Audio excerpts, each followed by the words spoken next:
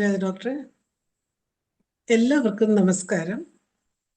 IFPHന്റെ 1961 പ്രതിദിന സൂം വെബിനാറിലേക്ക് എല്ലാവരെയും സ്വാഗതം ചെയ്തുകൊള്ളുന്നു. ഇന്ന് നമ്മുടെ ക്ലാസ് ആരംഭിക്കുന്നതിന് മുമ്പ് ഒരു നിമിഷം ഈശ്വര പ്രാർത്ഥന. നന്ദി. ഇന്ന് നമുക്ക് അതിഥിയായി എത്തിയിരിക്കുന്നത് നമ്മുടെ എല്ലാം പ്രിയങ്കരനായ ഡോക്ടർ TN ശ്രീധരക്കുറുപ്പ് സാറാണ്. MD homeo, MSc psychology, MSc yoga, retired assistant director, central council for research homoeopathy, Kottayam. 48 വർഷത്തെ ചികിത്സാനുഭവങ്ങളുള്ള സാറ് ലഹരിയോടുള്ള ആസക്തിയും ഹോമിയോപ്പതിയും എന്ന വിഷയത്തില് മൂന്നാം ഭാഗമാണ് ഇന്ന് ക്ലാസ് എടുക്കുന്നത്. ഈ ക്ലാസ് എടുക്കുന്നതിന് ഡോക്ടർ TN ശ്രീധരക്കുറുപ്പ് സാറിനെ സ്നേഹപൂർവ്വം ആദരപൂർവ്വം ഈ പ്ലാറ്റ്ഫോമിലേക്ക് സ്വാഗതം ചെയ്തുകൊള്ളുന്നു. സാറിന് ആരംഭിക്കാം. സാറിനെ കോഹോസ്റ്റ് ആക്കാം. ഓക്കെ ആയി.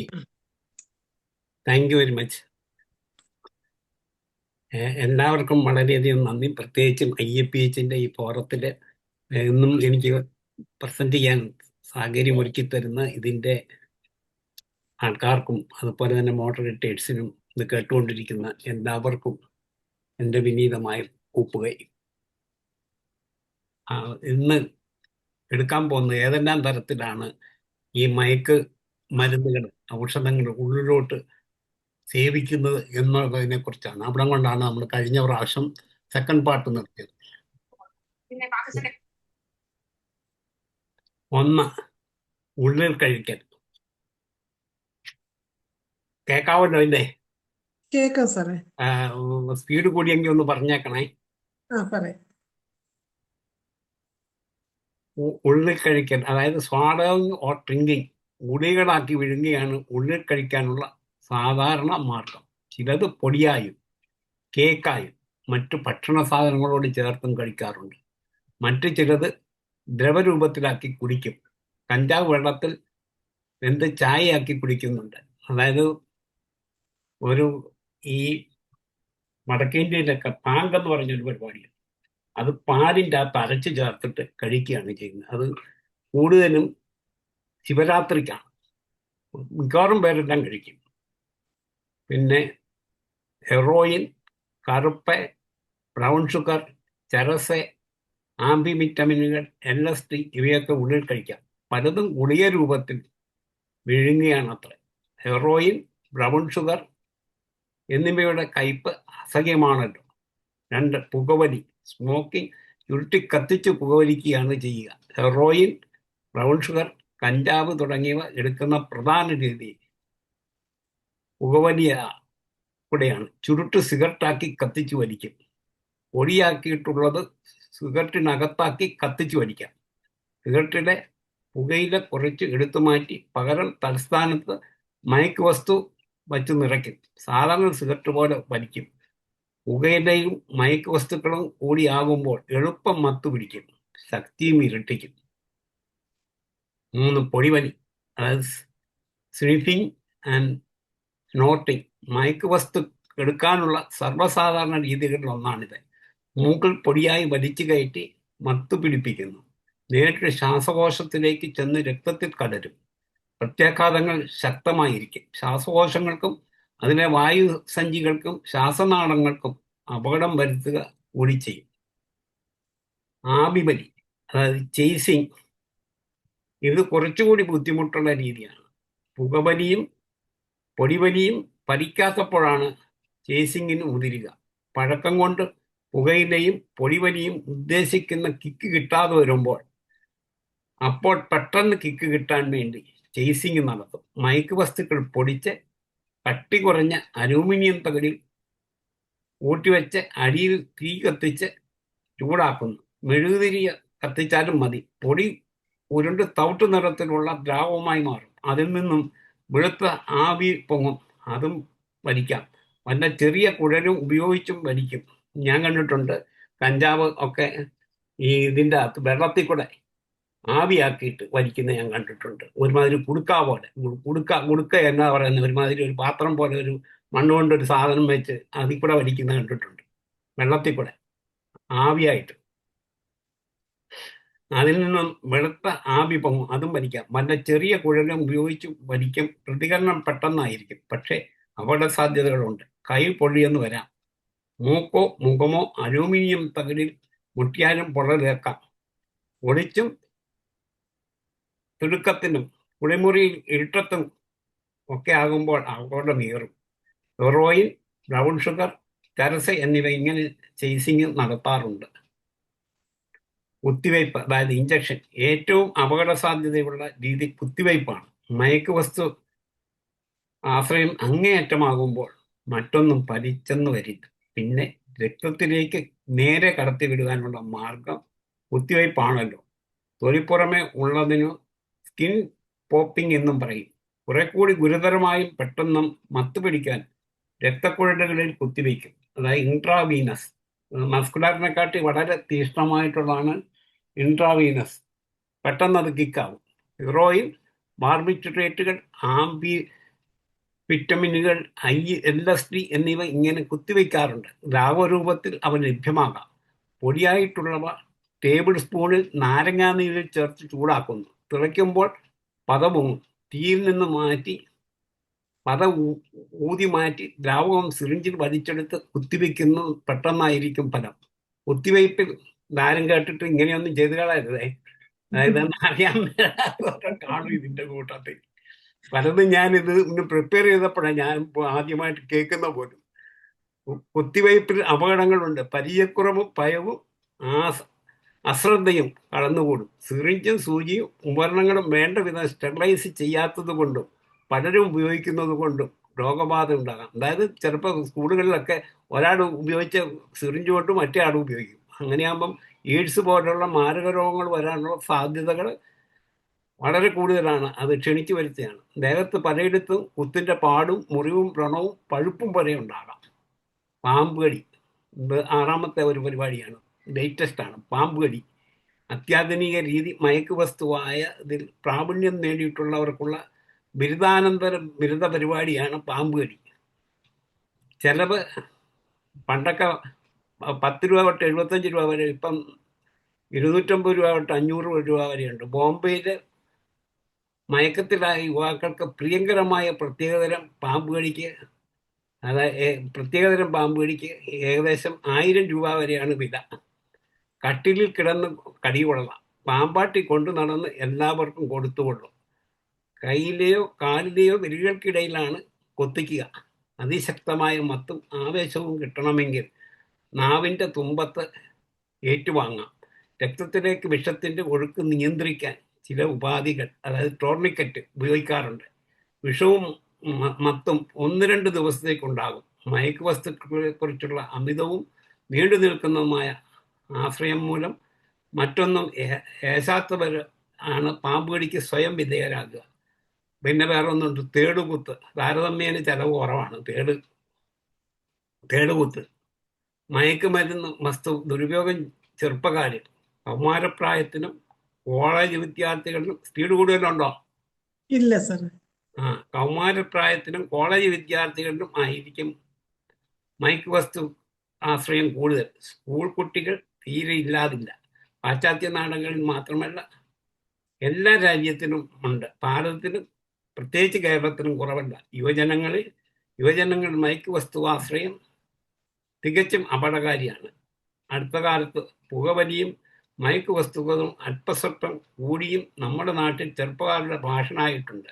പ്രായമായവരുടെ മാതൃക ഒട്ടും മെച്ചമല്ല. എല്ലാ രാജ്യങ്ങളിലും ഇതുണ്ട്. ഹിപ്പി സംസ്കാരം ഇതിന് വളരെ വളം വെച്ചു കൊടുത്തിരുന്നു.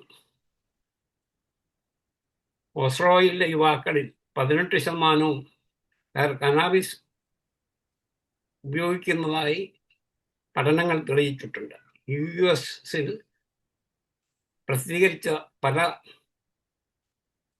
ഇതിലും പ്രസിദ്ധീകരണ വസ്തുതകളിലും നമ്മുടെ കണ്ണു തുറപ്പിക്കേണ്ടതാണ്. പഠനവിധേയമാക്കിയ 137 യുവാക്കളിൽ 29 പേർ മാത്രമേ മയക്കുവസ്തു ഉപയോഗിക്കാതിരുന്നിട്ടുള്ളൂ. ഒട്ടാവയിലെ ആരോഗ്യ ഡയറക്ടറേറ്റ് കണ്ടെത്തിയ വിവരവും ശ്രദ്ധേയമാണ്. ഇത് ലോകത്ത് എല്ലായിടത്തും ഉണ്ട് ഇപ്പം. അത് ചിലർ ഇത് പ്രത്യേകം നല്ല കഞ്ചാവ് തപ്പി തന്നെ നമ്മുടെ കേരളത്തിൽ വരാറുണ്ട്.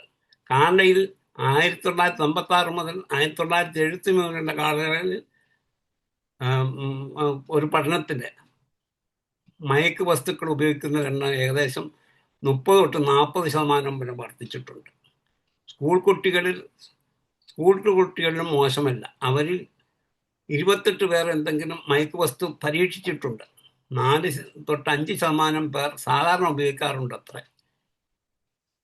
ഹെൽസിങ്കിൽ 14നും 17നും ഇടയ്ക്ക് പ്രായമുള്ള ഏതോ ഒരു രാജ്യമാണ്, എനിക്ക് ഏതാണെന്ന് മനസ്സിലാകുന്നില്ല. ഹെൽസിംഗ് എന്ന എൻ്റെ പേര്. 25% പേർ മയക്കുവസ്തു ഉപയോഗിക്കുന്നവരാണെന്ന് കാണുന്നു. നമ്മുടെ നാട്ടിലെ ഈ ദുശീലം പകർന്നും വരുന്നുണ്ട്. കോളേജ് കുമാരന്മാരിൽ മയക്കുവസ്തു ആശ്രയം പകർച്ചവ്യാധി പോലത്ര. കുമാരന്മാർ പരീക്ഷിച്ചു നോക്കുന്നുണ്ട്.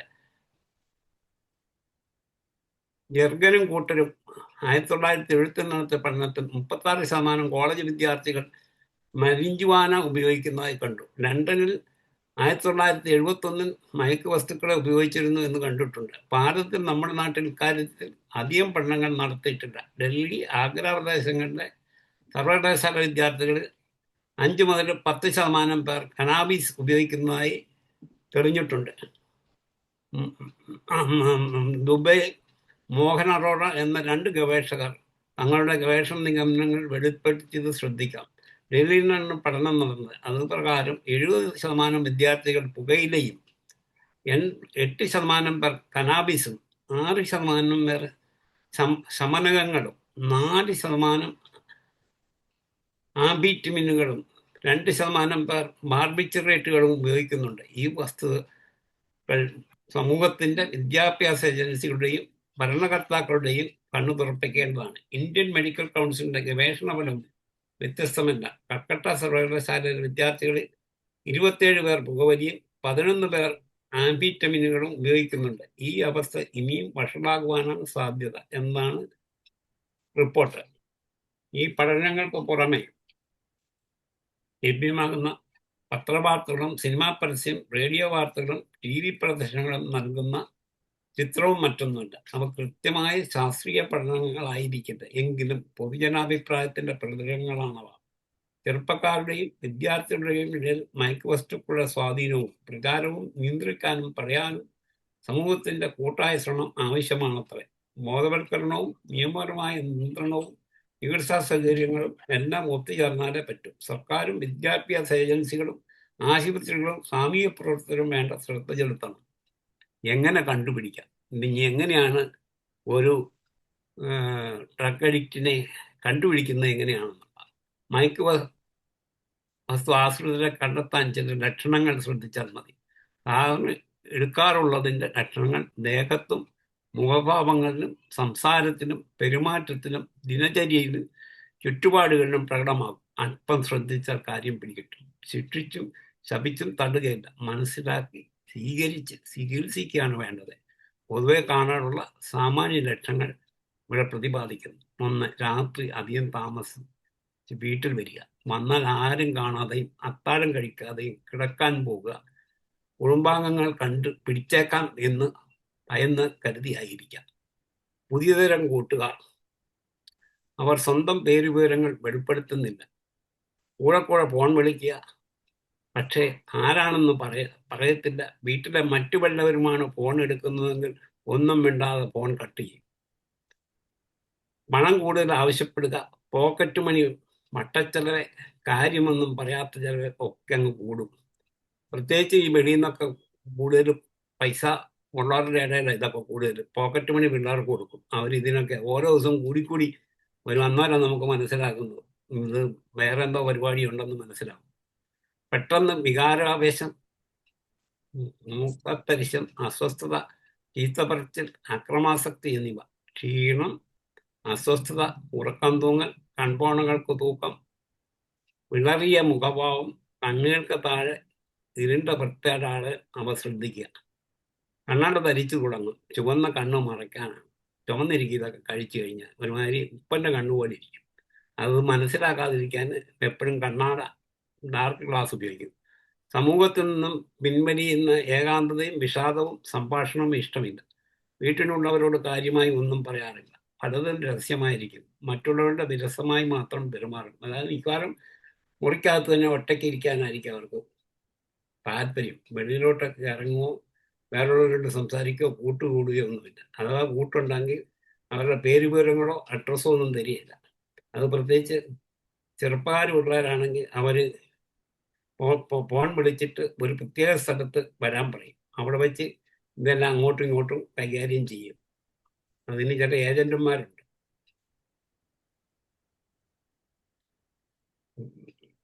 വിലക്ഷണമായ പെരുമാറും, അവ്യക്തമായ സംസാരം, ഇടറിയ സ്വരം, പതറിയ വാക്കുകൾ എല്ലാം മദ്യപരുടെ സംസാരം പോലെ ഒന്നും തിരിയില്ല. അതായത് ഒരുമാതിരി എൻ്റെ അടുത്തുള്ള ഒരു വ്യക്തി ഇത് ഉപയോഗിക്കുന്നുണ്ട്.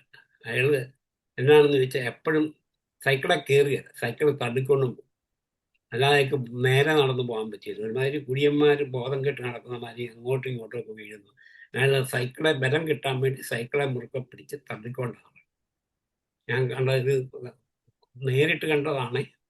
ഞാൻ ചുമ്മാ പറയുന്നതല്ല. ഉറക്കം തൂങ്ങിയ മട്ട നിരുന്മേഷവാനായി ഏകാഗിയായി പലയിടത്തും കുത്തിയിരിക്കുകയോ ചുരുണ്ടുകൂടി കിടക്കുകയോ ചെയ്യാം. എനിക്ക് ഒരു ലോ കോളേജ് സ്റ്റുഡൻറ്റിന് എൻ്റെ ഒരു അകന്ന ബന്ധു ലോക്ക് പഠിക്കാൻ വന്നു. അങ്ങനെ ഇയാൾ പഠിക്കുന്നുണ്ടോ എന്ന് അറിയാനായിട്ട് ഞാൻ പലപ്പോഴും അവിടെ രാത്രികളിലൊക്കെ അവിടെ ചുമ്മാ എവിടെയെങ്കിലും പോയിട്ട് വരുമ്പോൾ അവിടെ കയറും. ആശാൻ റോഡില്ല, പക്ഷെ പുള്ളി അവിടെ കാണുകയില്ല. പലപ്പോഴും കണ്ടിരിക്കുന്ന ബസ് സ്റ്റാൻഡിലൊക്കെ ഇങ്ങനെ ചുമ്മാ ഇങ്ങനെ ഇരിക്കുക. അയാൾ LLBക്ക് പഠിക്കുകയായിരുന്നു. LLB നിർത്തി പോരേണ്ടി വന്നു. ഈ ട്രക്ക് അഡിക്ഷൻ കൊണ്ട് അയാൾ അവസാനം മാനസികമായുള്ള പല പ്രശ്നങ്ങളിലുമായി ഇപ്പം വീട്ടിലിരിപ്പാണ്. ഒരു പരിപാടിയില്ല, ഇപ്പോഴും തീർത്തു വിട്ടിട്ടില്ല. കുറേയൊക്കെ കുറവുണ്ട്. ഉറക്കം തൂങ്ങിമിട്ട് നിരുന്മേഷമായി ഏകാഗിയോ വല്ലയിടത്തും കുത്തിയിരിക്കുകയോ ചുരുണ്ടുകൂടി കിടക്കുകയും ചെയ്യും. മുഖത്തെ പ്രസന്നതയും കണ്ണുകളുടെ തിളക്കവും ചുണ്ടിലെ പുഞ്ചിരിയും നഷ്ടപ്പെടും. വിഷാദവും മത്തും ആശങ്കയും പ്രകടമാകും. ചിലപ്പോൾ ആത്മഹത്യാ പ്രേരണ വരെ ഉണ്ടാകാൻ സാധ്യതയുണ്ട്. അതായത് പ്രത്യേകിച്ചും എൻ്റെ ജീവിതം കൊണ്ട് ഇനി പ്രയോജനമില്ല, അതുകൊണ്ട് എങ്ങനെയും ഒന്ന് ചത്ത് കിട്ടിയാൽ മതി എന്നുള്ളൊരു തോന്നല്. അതായത് നമ്മുടെ ഓർമ്മറ്റ് കൊടുത്താൽ അതിനൊക്കെ കുറച്ച് രക്ഷപ്പെടാം. നാട്രോസൾഫൈൻ, ഇത് 2 മെഡിസിനാണ് കൂടുതൽ ഇങ്ങനെയുള്ള കേസുകളിൽ റിസൾട്ട് കിട്ടിയിരിക്കുന്നത്. വേച്ചും വീണും ജീവനില്ലാത്ത അഴിയാടിയുള്ള നടപ്പ്, ക്രൂരതയും ആക്രമണവും സ്വഭാവം കൂടിയേക്കാം. അതാണ് ഇന്നത്തെ കാലത്ത് ഈ ട്രക്ക് അഡിക്റ്റുകളാണ് പ്രേമത്തിൽ നൈരാശ്യം വന്നു കഴിഞ്ഞാൽ ചാകുകയും ചെയ്യും, കൊല്ലുകയും ചെയ്യും. അതായത് വാസിട്ടൊക്കെ ഒഴിച്ച് കത്തിക്കുക. അവരെ വേറെ അല്ലേ പെൺപിള്ളേരല്ലേ, വേറെ ആൺപിള്ളേരല്ലേ ഉള്ളു, കഴിക്കരുത്. ഇതെന്തിനാ ബാക്കിയുള്ളവനെ കൊല്ലുന്നത് എന്തിനാ? ഇതൊക്കെ ഈ ട്രക്ക് അഡിക്റ്റുകളൊക്കെ കാണിക്കുന്നത്. കണ്ണുമിഴിച്ചുള്ള നോട്ടം കണ്ണുകൾ വെട്ടുകയും ശരിയല്ലാതാവുകയും ഹെറോയിൻ ആശ്രിതരിൽ കൺപോളകൾ കട്ടി കൂടിയ മട്ട് തുടങ്ങിയതാണ് മാതിരി കാണും. അതായത് അവർ നേരെ നോക്കിയല്ല, മിക്കവാറും വല്ലയിടത്തോട്ടൊക്കെ നോക്കിയായിരിക്കും. നേരെ മുഖത്ത് നോക്കി സംസാരിക്കാറുണ്ടോ വളരെ ചുരുക്കുക. വല്ലയിടത്തോട്ടൊക്കെ നോക്കുക, കീഴോട്ട് നോക്കുക. പിന്നെ കഴിയുന്നതും വേറെയുള്ള ഗസ്റ്റുകളൊക്കെ വന്നാൽ അവരോട് സംസാരിക്കാനുള്ള താല്പര്യമൊന്നുമില്ല. അവർ ഒരിടത്ത് ഒളിഞ്ഞും പതുങ്ങിയൊക്കെ ഇരിക്കും, മുറിയിൽ തന്നെ ഇരിക്കും. ചിലപ്പോൾ വല്ല പുസ്തകം വായിക്കും, അല്ലെങ്കിൽ ചുമ്മാ ഈ ഇതുപോലെയുള്ള ചില ഗെയിമുകളൊക്കെ ഉണ്ട്. ഇങ്ങനെയുള്ളതിനെ കുറിച്ചൊക്കെ വായിച്ചുകൊണ്ടിരിക്കും. ഇടയ്ക്കിടെ വയറിളക്കം, നെഞ്ചിടപ്പ്, കിതപ്പ്, അതിവേഗത്തിൽ ശ്വാസോച്ഛ്വാസം എന്നിവ. ചിലപ്പോഴൊക്കെ വീട്ടിൽ വരാതിരിക്കുകയും മാറി നിൽക്കുകയും ചെയ്യും. ചിലപ്പം ഈ വല്ല ബസ് സ്റ്റാൻഡിലോ റെയിൽവേ സ്റ്റേഷനിലോ ഒക്കെ കിടന്ന് ഉറങ്ങിക്കളയും. സ്വന്തം മുറിയിലും മേശക്കകത്തും അലമാരിയും പെട്ടിയുമൊക്കെ പുകയ്ക്കാനും വലിക്കാനും കുത്തിവെക്കാനും വേണ്ട ഉപകരണങ്ങളും അതിൻ്റെ അവശിഷ്ടങ്ങളും പാക്കറ്റുകൾ, കുപ്പികൾ, വലിച്ചതിൻ്റെ കുറ്റികൾ, സ്പൂൺ, തീപ്പെട്ടി, മെഴുതിരി, ചേസിങ്ങിന് തകിടും കുഴലും കുത്തിവെക്കാനുള്ള സിറിഞ്ച്, സൂചികൾ എന്നിവയിൽ ഇതെല്ലാം കണ്ടെന്നിരിക്കാം. പിന്മാറ്റാസ്വസ്ഥങ്ങൾ, തുടരെ, ജലദോഷം, ചുമ, വയറിളക്കം, ഛർദി, വേദനകൾ രോഗമാണെന്ന് മാതാപിതാക്കൾ കരുതും.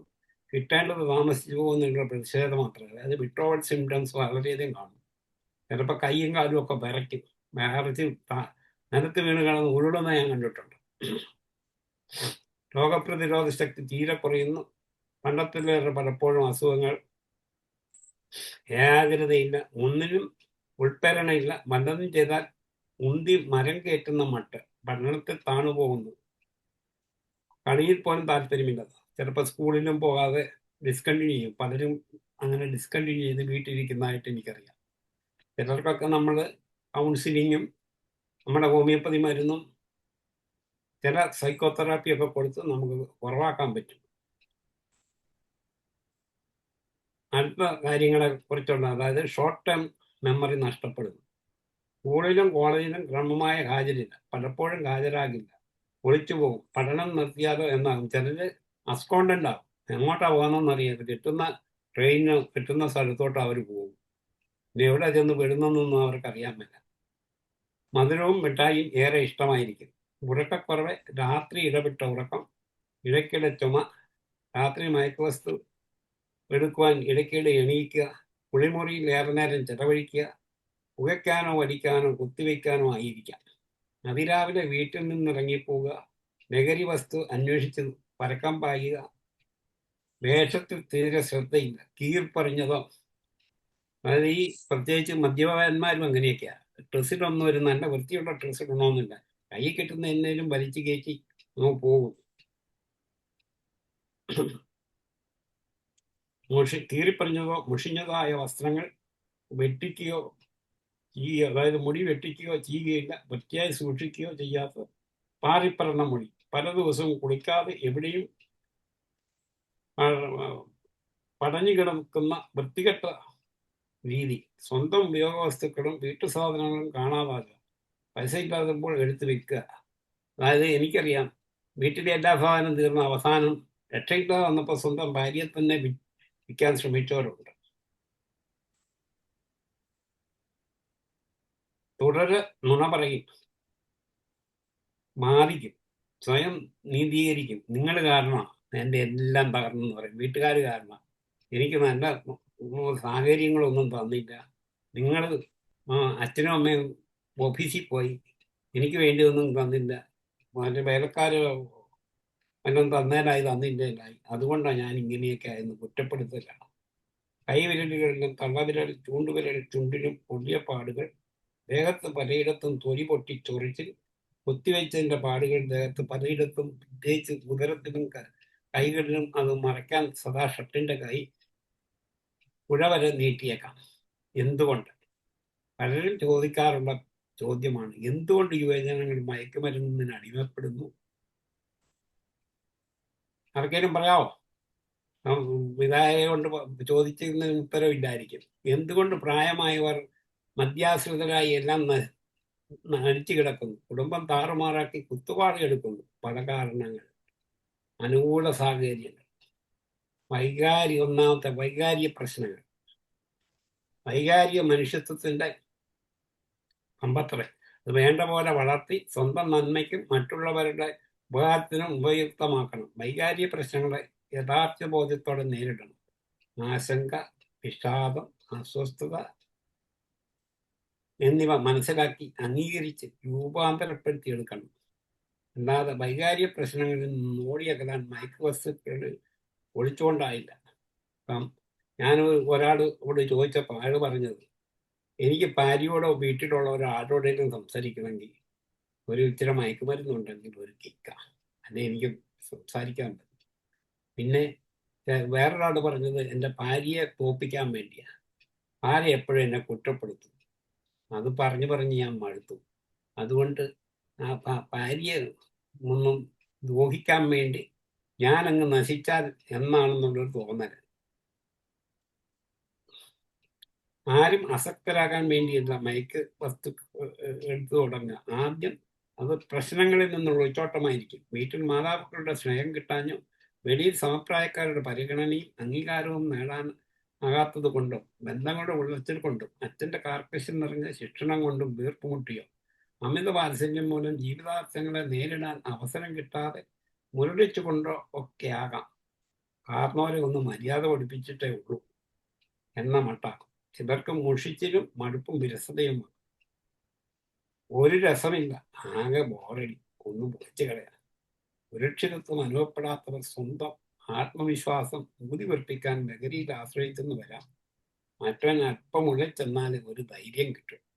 ലഹരി നൽകുന്ന ധൈര്യം മയക്കം മാറുമ്പോൾ മാഞ്ഞു പോവുകയും ഇവർക്ക് തങ്ങൾക്കുള്ളിൽ അനുഭവപ്പെടുന്ന അന്യതയുടെയോ എതിർപ്പിന്റെയോ പ്രകടമായിരിക്കും ലഹരി ആശ്രയം. എന്നോടാണോ കളിക്കുന്നത്, ഒന്നിനെയും ഞാൻ വെറുതെ വിടുകയില്ല എന്നാകും. എന്തായാലും ലഹരിയല്ല, വൈകാരിക പ്രശ്നങ്ങൾ ആരോഗ്യപരമായ പരിഹാരം. ഇങ്ങനെ വീട്ടുകാരെ തോൽപ്പിക്കാൻ, കൂട്ടുകാരെ തോൽപ്പിക്കാൻ, സ്വന്തം ഭാര്യ മര്യാദ പഠിപ്പിക്കാൻ, അതുപോലെ അച്ഛനും അമ്മയും കർക്കശക്കാരാണെങ്കിൽ എന്നാ താനൊന്ന് കാണിച്ച്, എന്നെ ഒന്ന് നന്നാക്കി കാണിച്ച്, ഇങ്ങനെയൊക്കെയുള്ള ചിന്തകളാണ് നമ്മുടെ പിള്ളേരോട്. ഒരു മനുഷ്യന് ഏറ്റവും കൂടുതൽ ലോകത്തിൽ അത്യാവശ്യം വേണ്ടിയ ഒരു സാധനം സ്നേഹമാണ്. സ്നേഹമില്ലെങ്കിൽ അത് ഉപ്പില്ലാത്ത കറിയല്ലേ, മധുരമില്ലാത്ത ചായയൊക്കെ പോലെയാണ്. സ്നേഹം ഇല്ലാതെ വരുമ്പോൾ എവിടെയൊരു പിടിവള്ളിയായിട്ട് ഈ മദ്യത്തിനും മയക്കുമരുന്നിനും ഒക്കെ ആകുന്നവർ കൂടുതലും. അതുകൊണ്ട് വീട്ടിൽ എപ്പോഴും ശാന്തിയും സമാധാനവും സ്നേഹവും, അത് പ്രത്യേകിച്ച് അച്ഛനമ്മമാർ പ്രത്യേകം ശ്രദ്ധിക്കണം. എങ്കിൽ ഇതിനെല്ലാം ഒരു പരിധി വരെ, ഇത് സ്നേഹമായിട്ട് പറഞ്ഞാൽ ഭ്രാന്ത് പിടിച്ച, അതായത് മതം പൊട്ടി ആനയും കേൾക്കുന്നു, സ്നേഹത്തോടെ പറഞ്ഞാൽ. ഇച്ഛാഭംഗങ്ങളും അവമതിക്കലും വൈകാരിക സംഘടനകളും തോൽവി ഉണ്ടാകുമ്പോൾ ഇച്ഛാഭംഗങ്ങളാകും. അതോടെ വിഷാദവും സ്വയംധാരണയും, ലോ സെൽഫ് കൺസെപ്റ്റ്, സ്വയം അവമതിക്കലും, സെൽഫ് ഡിപ്രിസിയേഷൻ വ്യക്തിത്വത്തിൽ കടന്നുകൂടാം. എങ്കിലും അതിനുള്ള പരിഹാരം ലഹരിയല്ല എന്ന് മനസ്സിലാക്കണം. ഇല്ല, ജിജ്ഞാസയും പരീക്ഷണങ്ങൾ. ചെറുപ്പം ജിജ്ഞാസയുടെ കാലമാണ്. എല്ലാ പുതുമയും അതിശയവും ഉളവാക്കും. എല്ലാം അറിയാനുള്ള ആഗ്രഹം. എങ്ങും ഓടി നടന്ന് എല്ലാം കൈകാര്യം ചെയ്ത് ഒന്ന് ടേസ്റ്റ് ചെയ്ത് കളയാക്കാം എന്നുള്ളത്. പ്രത്യേകിച്ച് കോളേജ് കാലങ്ങളിൽ, പ്രീ ഡിഗ്രി പഠിക്കുന്ന കാലത്താണ്. സ്കൂളിൽ ഭയങ്കര ചുറ്റോട വളർന്നതിന് ശേഷം ഇച്ചിരി സ്വാതന്ത്ര്യം കിട്ടുമ്പം കൂട്ടുകാരൊക്കെ അടുത്ത് കൂട്ടുകാരിൽ ചെന്നിട്ട് ഇനി ഒന്ന് നോക്കിക്കളയാം, ഇതെങ്ങനെയാണെന്നില്ല, ഇതൊന്ന് വലിച്ചു നോക്കേ, നിനക്ക് ഇച്ചിരി സുഖം കിട്ടും, ഒന്ന് നോക്കാം. ഒന്ന് വലിച്ച്, രണ്ട് വലിച്ചു, അവസാനം സ്ഥിരമാകും. ഈ കൂട്ടുകെട്ട് പ്രത്യേകിച്ച് നോക്കേണ്ട ഒരു കാര്യമാണ്. ആരൊക്കെ ആയിട്ട് കൂടുന്നത്, എങ്ങും ഓടി നടന്ന് എല്ലാം കൈകാര്യം ചെയ്ത് പരിശോധിക്കും. അറിവിന്റെ കവാടമാണ് ജിജ്ഞാസ.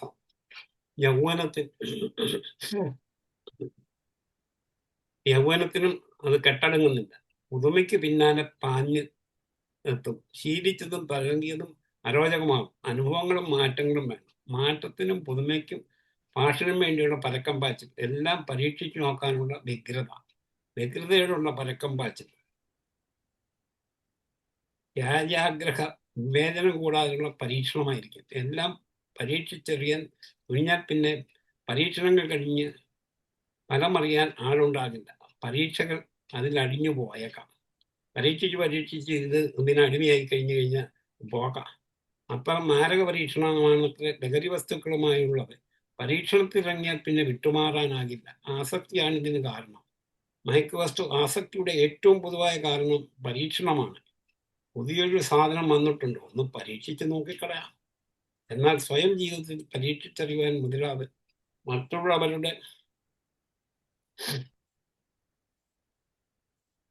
മറ്റുള്ളവരുടെ അനുഭവത്തിൽ നിന്ന് പഠിക്കുന്നു. അതായത് 3 തരത്തിലുള്ള ആൾക്കാരുണ്ട്. ഒന്ന്, മറ്റുള്ളവരുടെ അനുഭവത്തിൽ നിന്ന് മനസ്സിലാക്കി, സ്വയം മനസ്സിലാക്കി, കാര്യങ്ങൾ മുൻകൂട്ടി മനസ്സിലാക്കി, ഇതൊന്നും ഉപയോഗിക്കാത്തവരങ്ങനെയാണ് ചെയ്യുന്നത്. ഉപയോഗിക്കാത്തവർ ഒരുപാട് പേരുണ്ട്. ഒരിക്കൽ പോലും ലൈഫിൽ ഒരു ടേസ്റ്റിന് പോലും നോക്കാത്ത ഒരുപാട് പേരുണ്ട്. അവർക്ക് അറിയാം ഇതിൻ്റെ വരുംവരാഴികൾ. അവർ ഉറച്ച നിലപാടാണ്, മനസ്സ് വളരെ ശക്തമാണ്. അവരൊരിക്കലും ഇതിൻ്റെയൊക്കെ പുറകെ പോകില്ല. ആരെന്നൊക്കെ പറഞ്ഞാലും അതിനെ അടിമപ്പെടുത്തില്ല. അല്ലാത്തവർ എന്നാ ഒന്ന് വിളിക്കല്ലേ, ഒന്ന് നോക്കിക്കളയാം, അങ്ങനെ ഒരു പോക്കുണ്ട്. എന്നാൽ സ്വയം ജീവിതത്തിൽ പരീക്ഷിച്ചറിയാൻ മുതിരാതെ മറ്റുള്ളവരുടെ അനുഭവത്തിൽ നിന്ന് പഠിക്കുക, അതാണ് ബുദ്ധിപൂർവമായ പഠനം. ആകാംക്ഷ തൃപ്തിപ്പെടാത്തുന്നതും വിവേകപൂർവമായ മാർഗം. പരീക്ഷണം തുടങ്ങിയാൽ അവസാനിക്കില്ല, മാറിയാൽ അന്ത്യം കണ്ടേ നിൽക്കൂ. അത് വേണമെങ്കിൽ പരീക്ഷണത്തിന് ഇറങ്ങേണ്ട. അന്ത്യം വേണം, അത് വേണ്ടെങ്കിൽ പരീക്ഷണത്തിന് ഇറങ്ങേണ്ട. അതായത് നമ്മൾ എന്നാണെന്ന് ചോദിച്ചു കഴിഞ്ഞാൽ, മൂന്ന് തരം ആൾക്കാരുണ്ടെന്നാണ് പറയുന്നത്. ഒന്നാമത്തെ ആൾക്കാർ മറ്റുള്ളവരുടെ ദുരനുഭവം കണ്ട് ജീവിതത്തിൽ മനസ്സിലാക്കി അതിലോട്ട് കടക്കുകയില്ല. രണ്ടാമത്തെ കൂട്ടര് സ്വന്തം അനുഭവം കൊണ്ട് പഠിക്കും. എന്തെങ്കിലും അസുഖങ്ങളോ സിംറ്റംസ് ഒക്കെ കാണുമ്പോൾ അവർ നിർത്തും. മൂന്നാമതൊരു കൂട്ടരുണ്ട് സ്വന്തം അനുഭവത്തിൽ കൂടെയും പഠിക്കുകയില്ല. അവനോട് തന്നെ ഒരു സെൽഫ് എസ്റ്റീമും സെൽഫ് ലവും വേണം. അതില്ലാത്തവരാണ് ഇതിനൊക്കെ പോകുന്നത്. ഞാൻ എന്നെ സ്നേഹിക്കണം ആദ്യം, പിന്നെ വേറുള്ളവരെ സ്നേഹിക്കാൻ പറ്റും. നമ്മളെ സ്നേഹം ഇല്ലെങ്കിലാണ് ഇതെല്ലാം ചെന്നുപെടുന്നത്. അനുകരണവും കൂട്ടുകാരുടെ സ്വാധീനവും. കൂട്ടുകാരെ അനുകരിച്ചാണ് പല ചെറുപ്പക്കാരും ലഹരിക്ക് ആശ്രിതരാക്കുന്നത്. അനാരോഗ്യപരമായ ഇക്കാര്യങ്ങളിൽ സമപ്രായക്കാരുടെ സ്വാധീനം ചെറുത്തു നിൽക്കാനുള്ള ആത്മശക്തിയും ധാർമ്മിക ശേഷിയും സമ്പാദിക്കണം. മാരകമായ വിഷമാണെന്ന് മനസ്സിലാക്കി വേണ്ട, അരുത് എന്ന് പറയാൻ തൻ്റെ ഇടം വേണം. സാഹചര്യങ്ങൾ ആവുന്നത്ര ഒഴിവാക്കുന്നത് കൊള്ളാം. അതായത് ഞങ്ങളുടെയൊക്കെ നാട്ടില്, അതായത് ഞാൻ കോട്ടയത്ത് പഞ്ചിക്കാട് വില്ലേജ്, എൻ്റെ അടുത്തുള്ളവരെല്ലാം മദ്യപാന്മാരാണ്. വൈകിട്ട് എല്ലാവരും പിരിച്ചിട്ട് 1000 രൂപ കിട്ടിയ 500 രൂപയും തടിച്ചു ബാക്കി 500 താഴെയുള്ള പൈസ കൊണ്ടാണ് വീട്ടിൽ എല്ലാവരും കൂടെ വൈകിട്ട് കൂടിയിരുന്ന് അടിക്കുന്നതാണ്. നമ്മളെ വിളിക്കും, പക്ഷെ നമ്മൾ അതിൻ്റെ അകത്ത് പെട്ടുപോയെങ്കിൽ പോയി. ഒരു കണക്കിന് ഞാൻ വിചാരിക്കാം അങ്ങനെയുള്ള സാഹചര്യത്തിൽ നിന്നൊക്കെ മാറി നിൽക്കാൻ പറ്റിയത് ദൈവാധീനമൊന്നും എപ്പോഴും ധരിക്കും. ഒന്നും മരിച്ചാലും വെള്ളമടി, ജനിച്ചാലും വെള്ളമടി, മാമൂസയ്ക്ക് വെള്ളമടി, കല്യാണം നിശ്ചയത്തിന് വെള്ളമടി, കല്യാണത്തിന് വെള്ളം, അല്ലെ അത് ഏതാണ്ട് ഒരു കുറവ് പോലെ. ഇപ്പം പണ്ടൊക്കെ ആണുങ്ങൾ മാത്രമേ ഉള്ളൂ, പെണ്ണുങ്ങളും പലരും കുടിക്കുന്നതായിട്ട് അറിയാമെന്ന് ഞാൻ കണ്ടിട്ടുണ്ട്. അതുകൊണ്ട് പറയുക, ചുമ്മാ പറയാൻ മാറ്റത് മാരകം വിഷമാണെന്ന് മനസ്സിലാക്കി. സാമൂഹിക സമ്മർദ്ദങ്ങൾ. സമൂഹത്തിലെ വ്യവസ്ഥിതികളിലും ആചാരാനുഷ്ഠാനങ്ങളും മനോഭാവം ആൾക്കാരുടെ പ്രതീക്ഷകളും ലഹരിയെടുക്കാൻ പ്രോത്സാഹിപ്പിച്ചേക്കാം. നാടകങ്ങളും സിനിമകളും സാമാന്യ ജനതകളുടെ യുവാക്കളുടെ ഇടയിൽ പ്രചാരമുള്ള പാട്ടുകളും മയക്കുവസ്തു ഉപയോഗത്തെ പ്രകീർത്തിച്ചുണ്ടാകും. Rock and roll, pop music എന്നിവ ഉദാഹരണങ്ങളാണല്ലോ. പേരുകേട്ട ചില സാഹിത്യകാരന്മാരുടെയും കവികളുടെയും നടീനടന്മാരുടെയും മാതൃകൾ എത്ര മെച്ചമല്ലല്ലോ. വെള്ളമടിച്ചില്ലെങ്കിൽ സാഹിത്യം വരില്ല, പാട്ട് വരത്തില്ല, അഭിനയമാകില്ല എന്ന ധാരണ വളർത്തി വിടുന്നുണ്ടല്ലോ. അത്തരം മാതൃകൾ യുവജനങ്ങൾ അനുകരിക്കണമെന്നില്ല. ലഹരി കൂടാതെ ഉത്തമകലാ സൃഷ്ടികൾക്ക് രൂപം കൊടുക്കാനാവും എന്ന് തെളിയിക്കേണ്ടത് യുവതലമുറയുടെ കടമയത്ര. അതൊരു വെല്ലുവിളിയായി സ്വീകരിക്കേണ്ടതാണ്. ഇപ്പം നമുക്കറിയാം, പലരും വെള്ളമടിച്ചാ തിത്തന്തരികിടോ എന്നുള്ള പാട്ടുകളൊക്കെ വെച്ച്, ഞാൻ പേരൊന്നും പറയുന്നില്ല, നിങ്ങൾക്കൊക്കെ അറിയാൻ പേര് പറയാതെ, അങ്ങനെ പലരും ഉണ്ട്. അതുപോലെ ഞാൻ കണ്ടിട്ടുണ്ട്. ഞാൻ ഈ JCCൻ്റെയും അതുപോലെ പല ക്ലബിൻ്റെയും, അങ്ങനെ പറയുന്നതാണ് നല്ലത്, ഒന്നിനെയും പേരെടുത്ത് പറയാതെ അധിക്ഷേപിക്കാതിരിക്കുന്നുണ്ട്. പല ക്ലബുകളിലും ഇതൊരു പ്രധാനം. എന്നാൽ അവിടെ ഈ പല ഷോകളും വെക്കുമ്പോൾ, ആനുവൽ ഡേയും വേറെ പ്രത്യേക ദിവസങ്ങളൊക്കെ വരുമ്പോൾ പലരും അടിക്കുന്ന കണ്ടിട്ടുണ്ട്. എന്നാ കഴിക്കുന്നതെന്ന് ചോദിക്കുന്നത്, കഴിക്കാത്തവർ പോലും കഴിക്കുന്ന കണ്ടിട്ടുണ്ട്. എന്നാലും പറയും, ഇവനെ 2 ചെന്നാലേ എനിക്ക് പാട്ട് വരുവുള്ളൂ എന്ന് പറയും. അങ്ങനെ ചിലരൊക്കെ അകാലത്ത് ചരമമടഞ്ഞ പലരെ എനിക്കറിയാം.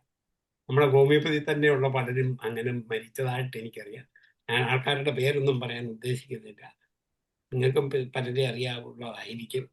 മാതാപിതാക്കൾ, അധ്യാപകർ, പുരോഹിതർ, സമൂഹത്തിലെ നേതാക്കന്മാർ, മാതൃക കാണിക്കേണ്ട സ്ഥാനങ്ങളിലിരിക്കുന്നവർ എന്നിവരുടെ കുടിയും വലിയും മയക്കുമരുന്നിനൊപ്പം ഇളം തലമുറയ്ക്ക് മാതൃക തന്നെ അവർക്ക് ആവാം എന്ന ധാരണ അവരിലും ഉളവാക്കും. പിള്ളേര് തുടങ്ങിയാൽ നിയന്ത്രണം വിട്ടുപോകും. മാതൃക കാട്ടുന്നവർ നിയന്ത്രണമായിട്ടായിരിക്കാം, എങ്കിലും അത് നീതീകരിക്കാനാവില്ല. കാരണം നിയന്ത്രിക്കാൻ കഴിവില്ലാത്തവരെ അതിന് പ്രേരിപ്പിച്ചു എന്നത് കുറ്റകരമത്രേ. എൻ്റെ ഒരു അകന്ന റിലേറ്റീവ് KSB ജോലി, എന്നും അവർക്ക് ശമ്പളത്തെക്കാട്ടി കൂടുതൽ കിമ്പളം കിട്ടും. കിമ്പളം കിട്ടുമ്പം എന്നും വൈകിട്ട് പോയിട്ട് എല്ലാവരും കൂടെ വീതിച്ചിട്ടിരുന്ന് കഴിച്ചിട്ടാണ് വരുന്നത്. ഒരു ദിവസം എൻ്റെ വീട്ടിൽ, എന്നാലും പുള്ളിയുടെ മകന് 10-20 വയസ്സായി. ഞാൻ പറഞ്ഞു, കഴിച്ചത് കഴിച്ചിരിക്കട്ടെ, വീട്ടിൽ ചെന്നിട്ടും വഴക്കും ബഹളമൊക്കെ ഉണ്ടാക്കി. ഒരു ക്രിസ്മസിന് ഒരു ദിവസം വെളുപ്പിനെ കരഞ്ഞുകൊണ്ട് എൻ്റെ വീട്ടിൽ. എന്നാന്ന് വെച്ചാൽ പുള്ളിയുടെ മകൻ വെള്ളം അടിച്ച് ബോധമില്ലാതെ നേക്കട്ടായിട്ട് ആരാണ്ട് കൊണ്ടുപോയി വീട്ടിൽ കിടത്തിയിട്ട് സ്ഥലം വിട്ടു. പുള്ളി കരഞ്ഞോണ്ട് എൻ്റെ അടുത്ത് വന്നു. ഞാൻ പറഞ്ഞ അന്നേ പറഞ്ഞത് എന്നോട് ഇതിനൊന്നും പോകരുത്. പക്ഷെ കേൾക്കുക, നമ്മളെ കണ്ട പിള്ളേർ പഠിക്കുന്നത്. ഒരു ചെറുപ്പത്തിലെ നമ്മളെന്ത് കാണിക്കുന്നു, അച്ഛനമ്മ എന്ത് കാണിക്കുന്നു, സ്നേഹമാണെങ്കിൽ സ്നേഹം, വഴക്കാണെങ്കിൽ വഴക്ക് അവർ കണ്ടുപിടിക്കും. അത് അവരുടെ ശരീരത്തില്, മനസ്സിലും വികാരങ്ങളിലും എല്ലാം അതേപടി കയറും. അതുകൊണ്ട് അഥവാ ഒരു കാലത്തും മക്കളെ കാണെ കുടിക്കുകയോ വലിക്കുകയോ ഒന്നും ചെയ്യരുത്. 5, പണം ധാരാളമാകിയാൽ സമ്പന്നരുടെയും ഗൾഫ് വിദേശ മാതാപിതാക്കളുടെയും പണം ധാരാളം കിട്ടും. ബുദ്ധിമുട്ടാതെ എളുപ്പം പണം ധാരാളം കിട്ടും. അത് ആപത്താണ്. പണത്തിന്റെ അനിയന്ത്രിതമായ ലഭ്യതയും ഉപയോഗവും യുവജനങ്ങളെ വഴിതെറ്റിക്കും. സ്വന്തമായി ബുദ്ധിമുട്ടി സമ്പാദിക്കാത്ത പണത്തിന് വിലയില്ല. ആവശ്യങ്ങൾ അറിഞ്ഞ് പണം കൊടുക്കാവൂ. ഗൾഫ് മാതാക്കളുടെ മക്കൾ അധികവും നാട്ടിൽ ദൂർത്തൊഴിച്ച് ലഹരിയിൽ മുങ്ങി നടക്കുന്നത് കാണാം. അമിതമായ പണം പുകയിലേക്കും കഞ്ചാവിനും പിന്നെ മദ്യത്തിനും അങ്ങനെ മറ്റെല്ലാ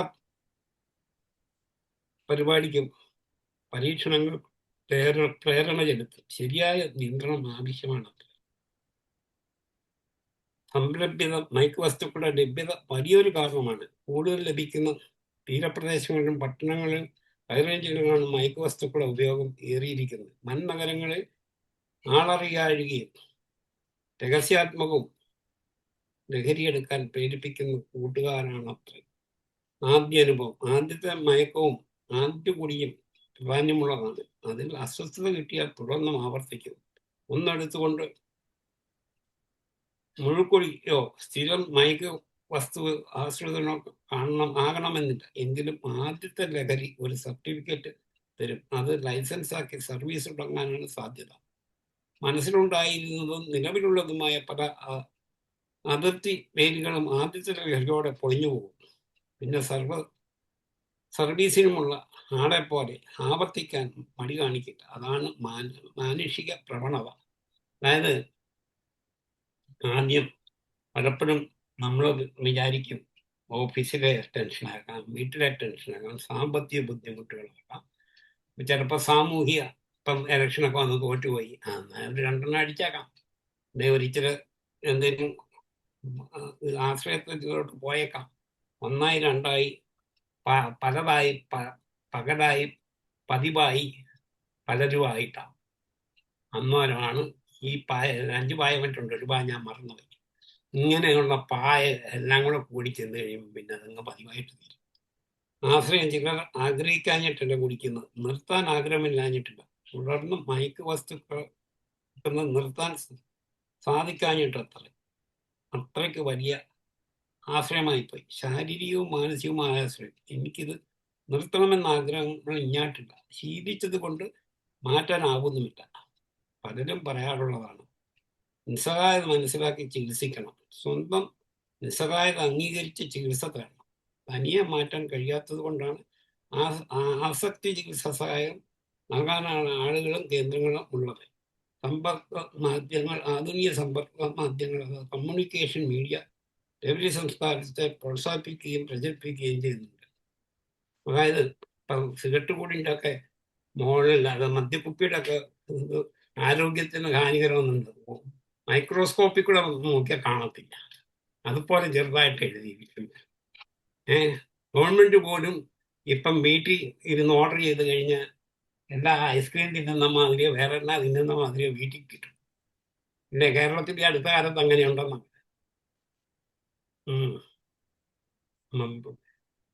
ഗവൺമെന്റിനും എല്ലാവർക്കും പൈസ മതി.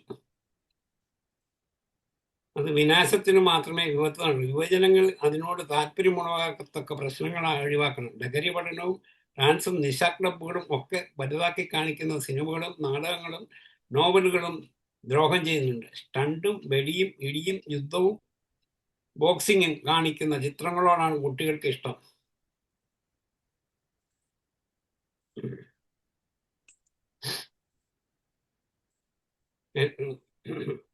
വെള്ളമടിച്ച് സുബോധമില്ലാതെ എഴുതുന്നതാണ് മികച്ച സാഹിത്യ സൃഷ്ടി. ലക്കില്ലാത്തപ്പോൾ സംവിധാനം ചെയ്ത ലക്ഷ്യമോ മൂല്യമോ ഇല്ലാത്ത പടമാണ് അവാർഡ് ഫിലിം.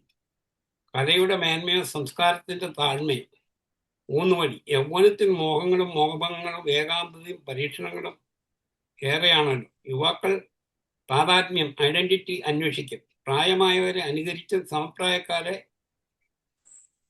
സംഘത്തിൽ ആത്മൈക്യപ്പെട്ടും അവർ ഈ അന്വേഷണം നടത്തുന്നു. ഈ പ്രക്രിയയിൽ അത്ര യുവാക്കൾ ലഹരി വസ്തുക്കളുടെ പിന്നാലെയും പരക്കം പായുക. പുരുഷത്വം സ്ഥാപിച്ചെടുക്കുവാനുള്ള വ്യഗ്രതയാകാം. സമൂഹത്തിൽ പ്രധാനപ്പെട്ട സ്ഥാനം നേടാനുള്ള ശ്രമമാകാം. ഇത് ഇപ്പൊ എല്ലാവരും മനസ്സ് തുറക്കുന്ന ഒരു സമയമാണ്. കൂട്ടുകാർ ഉണ്ട്, ഒരുത്തം അടിക്കുന്നതാണെങ്കിൽ മറ്റൊന്നും അടിക്കുന്നതാണെങ്കിൽ ഭയങ്കര കൂട്ടായിരിക്കും. അവര് എല്ലാം തുറന്നു പറയുന്ന ഈ രണ്ടെണ്ണം ചെന്നാലേ അതിന്റെ ഒരു രണ്ട് പുകയെടുത്താലേ ഒരു സുഖമുള്ളൂ. സമപ്രായക്കാരുടെ അംഗീകാരവും പിന്തുണയും പിടിച്ചുപറ്റണമെന്ന പിടിവാശിയായിരിക്കും. ഇതിൽ പക്വതയുടെയും മാന്യതയുടെയും പുരുഷത്വത്തിന്റെയും പ്രതീകമെന്ന് തെറ്റിദ്ധരിക്കുന്ന അനുമ പ്രകടിപ്പിച്ച് ലഹരി ഊന്നുവടിയോ അത്താണിയോ ആയിത്തീരരുത്. ഇന്ന് യുവജനങ്ങൾ നേരിടുന്ന ഏറ്റവും വലിയ പ്രശ്നം ഏകാന്തതയും മോഹഭംഗങ്ങളുമാണ്. കലാശാലകളിൽ ഷിഫ്റ്റ് സമ്പ്രദായം കുട്ടികളുടെ എണ്ണക്കൂടുതലും കുട്ടികൾ തമ്മിലോ അധ്യാപകരുടെയോ അടുത്ത ബന്ധം സ്ഥാപിക്കാനാവുന്നില്ല. മാതാപിതാക്കളാകട്ടെ അധിക സമയവും കുട്ടികളോടൊത്തുണ്ടാവില്ല. ആരും വീട്ടിലുണ്ടാകാത്ത അവസ്ഥ. മാതാപിതാക്കൾ ജോലിക്ക് പോകും. അതിന്റെ വ്യഗ്രതകളിൽ കുട്ടികൾ വിദ്യാലയത്തിൽ, കൂട്ടസംഘങ്ങളിൽ അല്ലെങ്കിൽ ഒറ്റപ്പെട്ട ഏകാന്തതയിൽ എല്ലാവരും പരസ്പര ബന്ധമില്ലാത്ത ലോകജീവിതങ്ങളോ ആൾക്കൂട്ടത്തിലോ ഏകാകികളോ ആയിത്തീരുന്നു. ടിവിയിലും വീഡിയോയിലും വന്ന് പിന്നെ വീടുകളിൽ കുടുംബാംഗങ്ങൾ തമ്മിലുള്ള സംസാരവും ബന്ധവും പരസ്പര സമ്പർക്കവും ഏറെ കുറഞ്ഞു. പരസ്പരം അകന്ന ഏകാന്തതയിൽ വരുന്ന യുവാക്കൾ മയക്കു വസ്തുക്കളെ അത്താണിയാക്കുന്നു. ഇങ്ങനെ പലതുമുണ്ട്. എത്ര മിനിറ്റ് ഉണ്ട്? ഇനി നമുക്ക് 10 മിനിറ്റ്. ആർക്കെങ്കിലും ചോദ്യം ഉണ്ടെങ്കിൽ ഇടയ്ക്ക് ഞാൻ നിർത്താം. അല്ലെങ്കിൽ കുറച്ചുകൂടെ ഉണ്ട്. ഇത് കുറെ കാര്യങ്ങളൂടെ ഉണ്ട്. അതുകൊണ്ടാണ് പറയുന്നതായിരിക്കും നല്ലത്. അതെ. അടുത്ത ക്ലാസ് ആക്കാം. ബലിയാടുകൾ. മദ്യത്തിനും മയക്കു വസ്തുക്കളിലും ആശ്രയിക്കുന്ന യുവാക്കൾ അജ്ഞതയുടെ ബലിയാടുകൾ കൂടിയാണ്. പലർക്കും തങ്ങൾ ചെയ്യുന്നതിന്റെ പ്രത്യാഘാതങ്ങൾ അറിഞ്ഞുകൂടാ. വികസിത രാജ്യങ്ങളിൽ ലഹരി വസ്തുക്കളായ ഉപയോഗം കുറഞ്ഞിട്ടുണ്ടെങ്കിലും വികസ്വര രാജ്യങ്ങളിൽ അത് വർദ്ധിച്ചു വരികയാണെന്ന് മാത്രമേ ലോകാരോഗ്യ സംഘടനയുടെ അടുത്ത കാലത്തെ പഠനം വെളിവാക്കുന്നുണ്ട്. അപകടം അറിയാവുന്നവർ അപകട വസ്തു മാറ്റിവെച്ചപ്പോൾ അറിയാത്തവർ അതെടുത്ത് അന്തസ്സോടെ അകത്താക്കുന്നു. ഇതറിയാവുന്നവർ അതുകൊണ്ട് പരിഹാസച്ചിരി പാസാക്കും. അറിവുണ്ടായി ലഹരി മാറ്റുമെന്ന് പ്രത്യേകിക്കുന്നു. ഒരു ഇന്ത്യൻ സിഗരറ്റിൽ 21 മുതൽ 33 മില്ലിഗ്രാം വരെ ടാർ അടങ്ങിയിട്ടുണ്ട്. ഇംഗ്ലീഷ് സിഗരറ്റിലാകട്ടെ 15 മില്ലിഗ്രാം ഉള്ളൂ. ഓരോ സിഗരറ്റിനും 2 മില്ലിഗ്രാം നിക്കോട്ടിൻ വീതമുണ്ട്. മരിക്കുന്ന ഓരോ സിഗരറ്റും ആയുസിന്റെ 5.5 മിനിറ്റും വെച്ച് കുറയുന്നു. മദ്യവും മയക്കുമരുന്ന് വസ്തുക്കളും വരുത്തുന്ന വിനകളും രോഗങ്ങളും അറിഞ്ഞുകൊണ്ടായിരിക്കില്ല പല യുവജനങ്ങളും അവയെടുക്കുന്നത്. അപകടങ്ങൾ. മയക്കുവസ്തുക്കൾ കൊണ്ടുള്ള അപകടങ്ങൾ ഇതിനകം സാമാന്യം മനസ്സിലായിട്ടുണ്ടാകും. അതും വ്യക്തിപരമായി എടുത്തു പറയാവുന്നത് മാത്രം. ശാരീരികാശ്രയം. ഉപയോഗിക്കുന്ന പ്രത്യേക മയക്ക് വസ്തുവിനോട് ശരീരം അതില്ലാതെ കഴിയുമ്പോൾ ബുദ്ധിമുട്ടാകും. കിട്ടാത്തപ്പോൾ അസ്വസ്ഥത, ആശങ്ക, ശാരീരിക രോഗങ്ങൾ എന്നിവ പിന്മാറ്റ അസ്വസ്ഥതകൾ ഉണ്ടാക്കും. മാനസികാശ്രയം. വ്യക്തിയുടെ വിചാരത്തിനും വികാരത്തിനും പ്രവർത്തനത്തിനും മയക്ക് വസ്തുക്കൾ കടന്നുകൂടുന്നു. അതോടെ മാനസിക അടുപ്പം കാരണം വിട്ടുമാറാനാവില്ല. അസ്വസ്ഥത ഉള്ളതെങ്കിൽ പറയാനുമാകുന്നില്ല. സഹിഷ്ണുത. തുടർച്ചയായ ഉപയോഗത്തിൽ അളവും കൂട്ടേണ്ടി വരും. ചെറിയ ഡോസ് കൊണ്ട് ഒന്നും ആകുന്നില്ല. ഡോസ് കൂടിയാലേ കിക്ക് കിട്ടും. അമിത ഡോസാകുമ്പോൾ ആരോഗ്യവും ആയുസ്സും അപകടങ്ങളുണ്ടാകും. മയക്കുമരുന്നുകൾ ബുദ്ധിമാന്യം വരുത്തും. ധാരണാശക്തി വികലമാക്കും. സംവേദനങ്ങൾ വികൃതമാക്കും. ശാരീരിക പ്രവർത്തനങ്ങൾ തകരാറിലാക്കും. മനസ്സ് ദുർബലമാക്കും. അപകട സാധ്യതകൾ ഏറെയാണല്ലോ. റോഡിലും ഫാക്ടറികളിലും സുരക്ഷിതരായിരിക്കില്ല. ശാരീരിക രോഗങ്ങൾ. തലച്ചോറ്, ശ്വാസകോശങ്ങൾ, ഹൃദയം, വൃക്കകൾ എന്നിവയുടെ പ്രവർത്തന കരാറും രോഗങ്ങളും ക്യാൻസർ, ഹൃദയസ്തംഭനം, സിറോസിസ് തുടങ്ങിയ രോഗങ്ങൾ, കുത്തിവയ്പ് രോഗം പകരാൻ കാരണമാകും.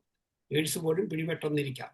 അമിതമായ ഡോസ് കൂടിപ്പോയാൽ ശാരീരികവും മാനസികവുമായ അപകടങ്ങളും മരണവും പോലുമാകാം. മാനസിക രോഗങ്ങൾ. ഓർമ്മക്കുറവ്, ബുദ്ധിമാന്യം, മനോരോഗങ്ങൾ, ആശങ്ക, വിഷാദം, വ്യർത്ഥതാബോധം, മാനസിക തളർച്ച എന്നിവ ഉണ്ടാകാം. മായചേർക്കൽ. റോഡരികിലും മാടക്കടലിലും കിട്ടുന്ന മയക്കുവസ്തുക്കളുടെ ലേബൽ ഒന്നും പാക്കറ്റിനുള്ളിൽ മറ്റു വല്ലതുമായിരിക്കും. അനധികൃതമായി വിൽക്കുന്നത് കൊണ്ട് ഗുണനിലവാരത്തെപ്പറ്റി പരാതി പാടില്ലല്ലോ. പലതിലും മായം ചേർക്കുന്നുണ്ട്. മയക്കുവസ്തുക്കൾ മാറിക്കഴിച്ച് അവിടെ ഉണ്ടാകും. ഡോസ് പലതിനും പല അളവിലായിരിക്കും. അതിൻ്റെ അകത്തൊക്കെ ഉപ്പിച്ചിട്ട് പൊടിച്ചിടുമെന്നാണ് പറയുന്നത്. പെട്ടെന്ന് കുക്ക് കിട്ടാൻ, രക്തത്തിൽ കലരാൻ, മുറിവുണ്ടാകും, വായിലും ആമാശയത്തിലും ഒക്കെ. അത് പല രോഗങ്ങൾക്കും കാരണമാകും. പലത് കൂട്ടിച്ചേർത്ത് പല മയക്കുമരുന്നുകളും തമ്മിൽ യോജിച്ചു പോകുകയില്ല. ചേരിയില്ലാത്തത് ചേർത്ത് കഴിഞ്ഞാൽ ആള് പരിഹാരം ചെയ്യേണ്ടി വരും. ആളപായമാകും ഫലം. നിയമത്തിന്റെ പിടി. പല മയക്കുവസ്തുക്കളും ഉണ്ടാക്കുന്നതും വിൽക്കുന്നതും സൂക്ഷിക്കുന്നതും കുറ്റകരമാണ്. വിലക്കിയിട്ടുള്ളതാണ്. ഡോക്ടറുടെ കുറിപ്പ് കൂടാതെ കൈവശം വെക്കരുത്. ആർക്കു വേണ്ടി കുറിച്ചോ അയാളല്ലാതെ മറ്റാരും കഴിക്കരുത്. അതൊന്നും അറിയാതെ വാങ്ങുകയും കൊണ്ടു നടക്കുകയും ചെയ്താൽ നിയമത്തിന്റെ പിടി, ശിക്ഷയുടെ വിലങ്ങും വന്ന് വീഴാം. കൊലച്ചോറ്. മദ്യവും മയക്കുവസ്തുക്കളും കച്ചവടം നടത്തി ഉണ്ടാക്കുന്ന ലാഭം കൊലച്ചോറും ജീവന്റെ വിലയും രക്തത്തിന്റെ പണവും മാത്രമേ. അതുകൊണ്ട് ചോറുണ്ണുന്നവനും കൊലച്ചോറുണ്ണുക അനേകകാരുടെ ജീവനും ജീവിതവും കുടുംബവും നരകിച്ച് നശിപ്പിച്ചുണ്ടാകുന്ന പണം ഐശ്വര്യത്തിന് ഉപകരിക്കില്ല. അവരുടെ കുടുംബാംഗങ്ങളുടെയും ശാപമായിരിക്കും കൂടുതൽ അനുഭവിക്കേണ്ടി വരിക. ഇതൊക്കെ എല്ലാവർക്കും അറിയാവുന്ന കാര്യമാണെന്ന് തോന്നുന്നു. മയക്കത്തിൽ മരിച്ച മനുഷ്യർ. എൽബീസ് പിസ്റ്റലി, 1-ാം നമ്പർ അമേരിക്കൻ റോക്ക് താരം ബ്രയൻ ജോണസ്, റോളിംഗ് സ്റ്റോൺ എന്ന പേരിൽ പ്രസിദ്ധനായ ബ്രിട്ടീഷ് റോക്ക് ഗ്രൂപ്പിലെ അംഗമായിരുന്നു. ജാനിസ് ജോപ്ലിൻ, അമേരിക്കൻ റോക്ക് താരമായിരുന്നു ഈ വനിത. അനേകരെ ആകർഷിച്ച പൊതുപ്രദർശനം കഴിഞ്ഞിട്ടുടനെ പോയി ഹെറോയിൻ അമിത അളവിൽ എടുത്തു മരിച്ചു. ജിമ്മി ഹെൻറി, അമേരിക്കൻ റോക്ക് താരമായിരുന്നു. ജിം മോറിസൺ, അമേരിക്കൻ റോക്ക് താരം. സ്റ്റീവ് മക്ബീൻ, അമേരിക്കൻ സിനിമാ നടൻ. ബ്രൂസിലി, യുവജനങ്ങൾക്ക് ഹരമായിരുന്ന ബ്രൂസിലി അഭിനയത്തിലും കരാട്ടയിലും എതിരില്ലാത്ത നായകനായിരുന്നല്ലോ. അനിയന്ത്രണമായ കനാബിസ് ആശ്രയമാണ് മരണകാരണമെന്ന് പരക്കെ വിശ്വസിക്കുന്നു. കാരൻ കാർപ്പൻ്റർ, അമേരിക്കൻ വനിതാ റോക്ക് താരം, പട്ടിണി കിടന്നാണ് മരിച്ചത്. അനോറെക്സിയ നർവസ എന്ന മാനസിക രോഗമാണ് മരണകാരണം. ബോബ് മർലി, സംഗീതത്തിൽ പ്രാവീണ്യമുണ്ടായിരുന്ന അമേരിക്കൻ നീഗ്രോ. കുടുംബാംഗങ്ങളുടെ ശ്രദ്ധയ്ക്ക് എത്ര മിനിറ്റ് ഉണ്ട്? 6 മിനിറ്റ്. 6 മിനിറ്റ് ഉണ്ട്. നേരം തീരും. മയക്കുവസ്തുക്കളിൽ ആശ്രിതമായ വീട്ടുതടങ്കിലാക്കിയത് കൊണ്ടോ കാവൽ നിർത്തിയത് കൊണ്ടോ ആയില്ല. വൃത്തിചാടാൻ അവസരം നോക്കിയിരിക്കും. തക്കം കിട്ടുന്നത് എന്തും ഉള്ളിലാക്കും. ലഹരിയിൽ നിന്ന് വിട്ടു നിൽക്കേണ്ടതും സ്വന്തം ഉത്തരവാദിത്തത്തിൽ എടുക്കാൻ പ്രാപ്തരാക്കുന്ന ചില ചികിത്സ നൽകുന്നതാണ് വേണ്ടത്. ആളെ ശിക്ഷിച്ചത് കൊണ്ടോ ഭീഷണിപ്പെടുത്തിയത് കൊണ്ടോ മധുരവാഗ്ദാനങ്ങൾ കൊടുത്തുകൊണ്ടോ വശീകരിക്കാൻ ശ്രമിച്ചത് കൊണ്ടോ കരഞ്ഞു കാണിച്ചത് കൊണ്ടോ ശാഠ്യം പിടിച്ചതുകൊണ്ടോ കാര്യമായ ഫലമുണ്ടാകില്ല. മയക്കത്തിലായിരിക്കുമ്പോൾ വഴക്ക് പറഞ്ഞുകൊണ്ടോ ശാഠ്യം ചെയ്തതുകൊണ്ടോ ഉപകാരമില്ല. ലഹരി എടുക്കുന്നത്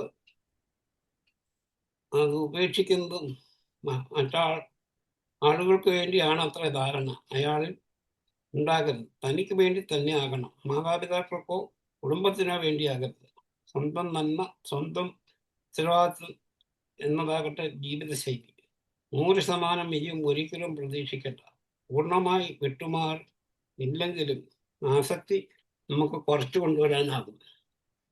വിദഗ്ധ അഭിപ്രായങ്ങൾ. ഐക്യരാഷ്ട്ര സംഘടന നിർമ്മിച്ച വിദഗ്ധമായ ഒരു സമിതി മയക്കുവസ്തുക്കളുടെ ദുര്യോഗത്തിനെ പറ്റി പഠിച്ച് തയ്യാറാക്കിയ നിർദ്ദേശങ്ങൾ താഴെ. 1. മയക്കുവസ്തുക്കളുടെ ദുര്യോഗം തടയാൻ ഏറ്റവും ഫലപ്രദമായ മാർഗം സമീപനം മാത്രമേ. വ്യക്തിയെ മാത്രം സ്പർശിച്ചാൽ പോലെ സമൂഹത്തെയും സാമൂഹിക വിഭാഗങ്ങളെയും സ്വാധീനിക്കത്തക്ക ഇടപെടലും വിവിധ നിവാരണ രീതികളും ഒത്തുചേർന്നു. തനിക്കും ഒറ്റപ്പെട്ടും വ്യക്തിപരമായ മാത്രമുള്ള ഉദ്യമങ്ങൾ വിജയിക്കാറില്ല. ദുരുപയോഗം നിയന്ത്രിക്കാനും തടയാനും ധനാത്മകമായ ഇത്തരം മാർഗങ്ങൾ കൂടുതൽ പ്രാധാന്യം നൽകി അവരെ പ്രോത്സാഹിപ്പിക്കുന്നത് തികച്ചും ഉപകാരപ്രദമായിരിക്കും. കൂടുതൽ പഠനങ്ങൾ ഇക്കാര്യത്തിൽ വേണ്ടിവരും.